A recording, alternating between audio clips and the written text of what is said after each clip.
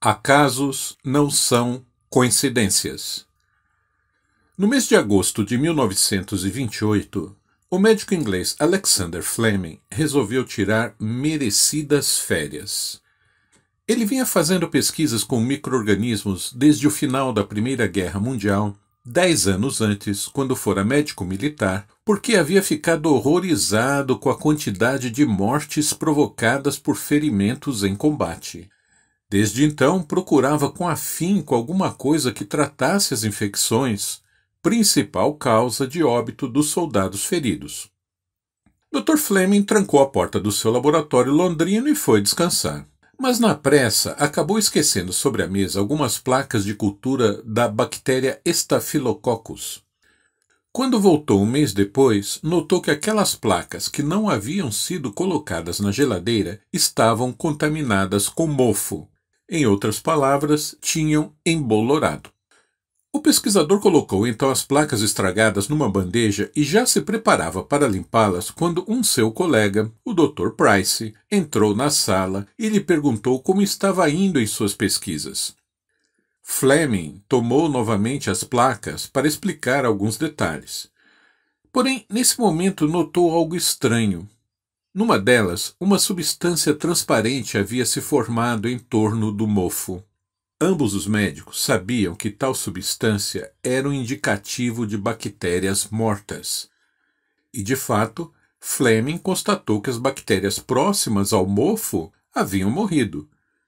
Desse modo, ele concluiu que o mofo, ou melhor, que um fungo, fora o causador da eliminação das suas bactérias. Esse fungo era o Penicillium notatum, do qual mais tarde seria sintetizado o primeiro antibiótico, a penicilina. E foi assim que um feliz acaso, verdadeiramente extraordinário, permitiu a descoberta e produção de um medicamento que salvaria milhões de vidas nos anos seguintes. Na realidade, contudo, não houve nenhum acaso nessa história. O que houve foi uma poderosa condução não visível que possibilitou ao médico e pesquisador Alexander Fleming trazer uma verdadeira bênção à humanidade sofredora. Isso foi possível porque ele tinha uma vontade realmente sincera de auxiliar o próximo, já trazendo consigo também elevados conhecimentos médicos de outras vidas. Algumas particularidades da descoberta de Fleming mostram com muita clareza a condução atuando por detrás das aparentes coincidências. 1. Constatou-se que o fungo que contaminou a placa é um dos 3 melhores produtores de penicilina dentre todas as espécies do gênero Penicillium. 2. Acredita-se que o fungo tenha chegado até a sala de Fleming pela escada do andar inferior do laboratório onde estavam sendo realizadas pesquisas sobre fungos. 3. O crescimento tanto do fungo como da cultura de Staphylococcus ocorreu lentamente.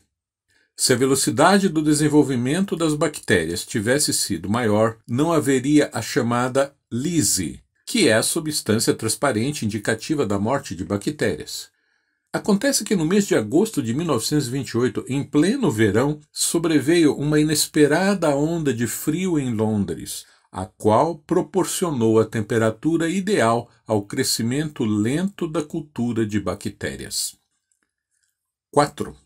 A providencial entrada do Dr. Price no laboratório permitiu que Fleming reexaminasse as placas contaminadas e observasse o halo transparente em torno do fungo antes de sua inutilização. Louis Pasteur, o fundador da microbiologia, dizia que o acaso só favorece os espíritos preparados e que ele não dispensa a observação. Fleming nunca quis patentear sua descoberta, pois acreditava que assim seria mais fácil difundir um produto tão eficaz e necessário para o tratamento das infecções bacterianas. Conheça as obras publicadas pela Ordem do Grau na Terra. Acesse bit.ly, livros-ogt, bit.ly, livros-ogt.